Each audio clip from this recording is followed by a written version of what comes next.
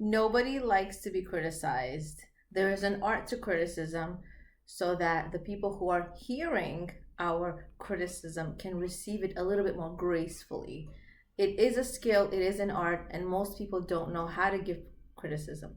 There's a lot of factors involved. Should I be the one to criticize? Is this criticism going to help?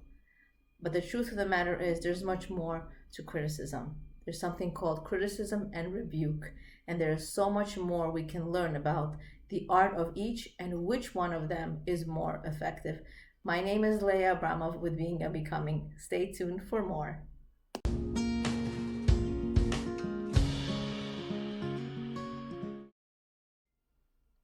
Anybody can criticize. A fool can criticize. You don't need a special degree for it. You don't need to be trained in it. It is actually pretty natural.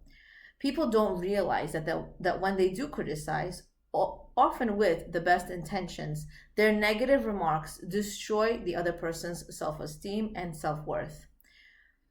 These can be a mother, examples of a mother trying to get her child to understand, to get educated in the right thing, or one partner trying to correct the other, to see their side of the story. The hurt and damage inflicted by criticism is very dangerous.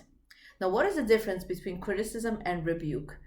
The difference is actually extremely important in order for us to understand how to correct people properly. People often and self-righteously think to themselves, I have a mitzvah to criticize someone, especially if they're wrong in the ways of Hashem. I have a mitzvah to correct them.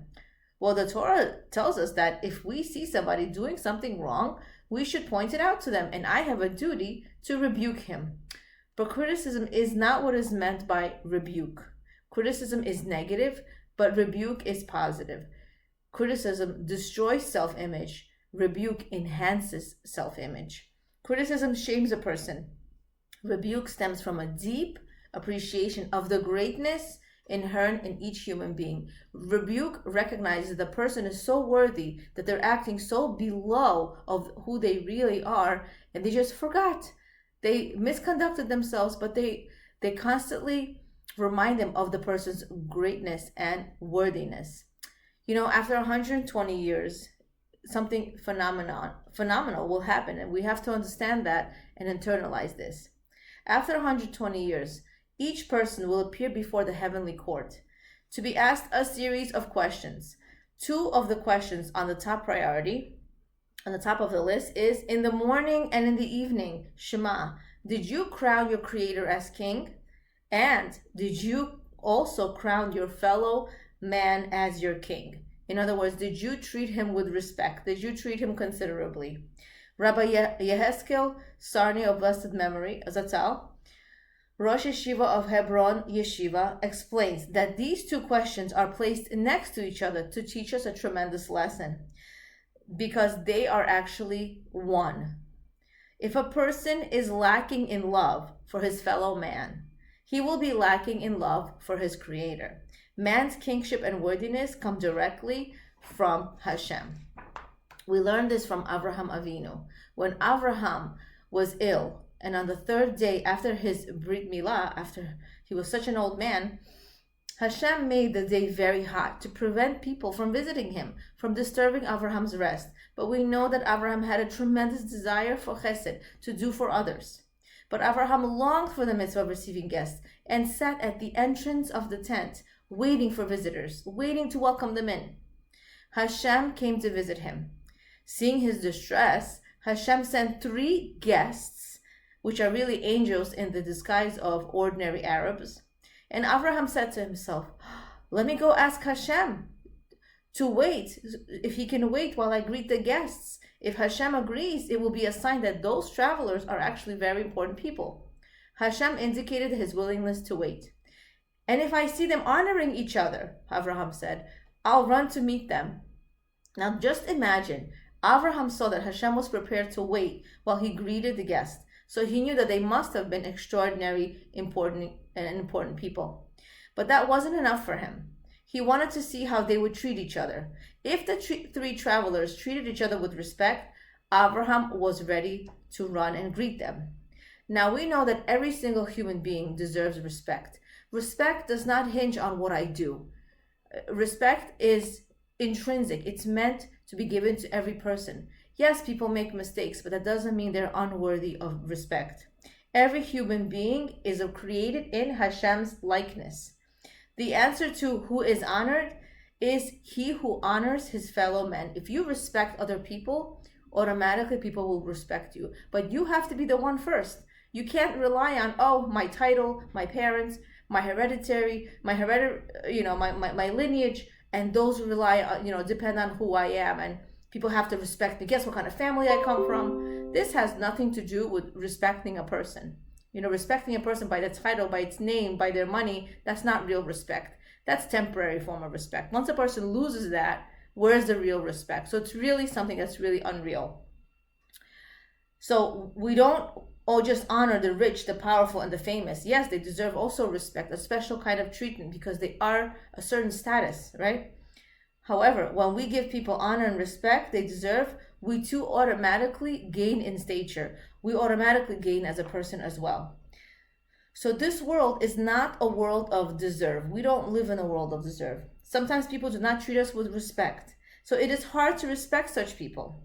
In Shemaim, after 120 years, if I respected others too much, I will never get fined. I will never get penalized. Sometimes we wonder, where's the fine line? What if I'm getting taken advantage of?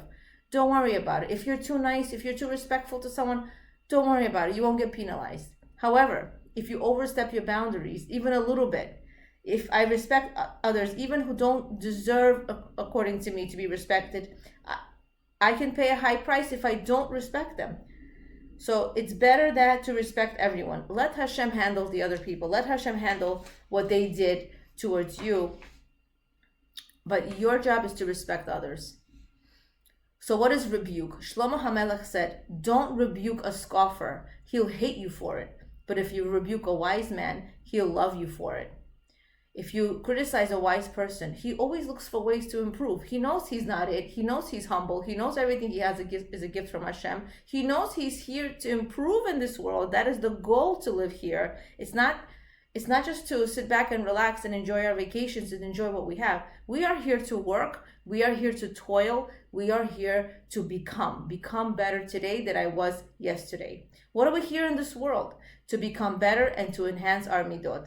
So if you rebuke the person by telling him that he's a fool and giving him a long list of his faults, he'll hate you.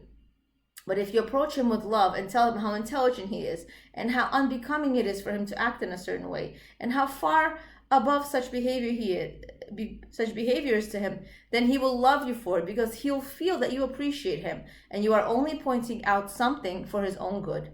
This is especially important for us parents and educators, not to label our children with their action. For example, if the child lied, it doesn't mean he's a liar. He simply made a mistake. He made the wrong choice. He forgot who they are. He underconducted himself. You can tell whether or not the rebuke you give is done out of love, or seeing whether or not you're getting enjoyment out of telling off the other person indicates a terrible character flaw. If you don't appreciate the other person, then don't start listing his faults because you will not approach the situation properly. When you make things right and apologize, you have to win over the person's respect, trust, and acceptance. Now you have to work so much harder. And that does involve time and effort. So what are some practical tips I'll leave you? First of all, if you want to point out certain things that need to be corrected, you must first think of the other person in a positive way. Note all his good points, and you must feel a tremendous appreciation and love for the other person before you can even begin to point out his faults. So, not everyone can point out faults. Done in the wrong way, it can hurt the other person so deeply that he'll never forgive you. And the second practical tip is, are you the right person to rebuke? Are you the right person to give this criticism? Correct rebuke coming from the wrong person can create more damage and destroy relationships. Let's say in-laws want to, criticize the bride or the groom. Is it coming from the right person? No, it's going to look like a negative thing, and it's going to destroy that relationship. So you have to be able to approach the situation properly. Is this person going to listen to my ideas or my corrections? Are they willing to accept them? Are they willing to work with them? Oftentimes, you have to have a loving, strong relationship to give anybody rebuke. So the first thing is I have to look at the person in front of me, not as their mistake, but as a person who made a mistake, right? I am a neshama with a body, right? My pure self is my neshama. My body is here to serve my neshama. So if my body made a mistake, maybe I saw something, maybe I said something, maybe I did something, that is not a reason to say I'm unworthy. It is to say, you know what? I'm a human being. Hashem loves me no matter what. I'm not a human doing. I had a beautiful thought. You're not a human doing, meaning you don't do stuff and that's when Hashem loves you. Maybe you do that for your employer, right? You try to work so hard and make the employer so happy with the key objectives that you reach, enhancing the company. And then the employer actually finds favor in you. But that doesn't mean you're more worthy. Simply because when Hashem's eyes, so to speak, we are worthy no matter what. We are here to grow closer to Him. We are here to have a relationship with Him. And if we look at ourselves that I'm a neshama and I have a body and I can forgive myself, in the same way you can look at others. They're a neshama, whether it's a child, whether it's a husband, whether it's a student, whoever it is. They make a mistake, you will be that much more flexible to forgive them, to make a new start. And when you forgive others, Hashem will forgive you. The way we behave towards other people is the way HaKadosh Baruch Hu, Hashem, behaves toward us. Leah Abramov, Being and Becoming, appreciating the insights of Representative Esther Greenberg in her book, Woman to Woman. Thanks for watching.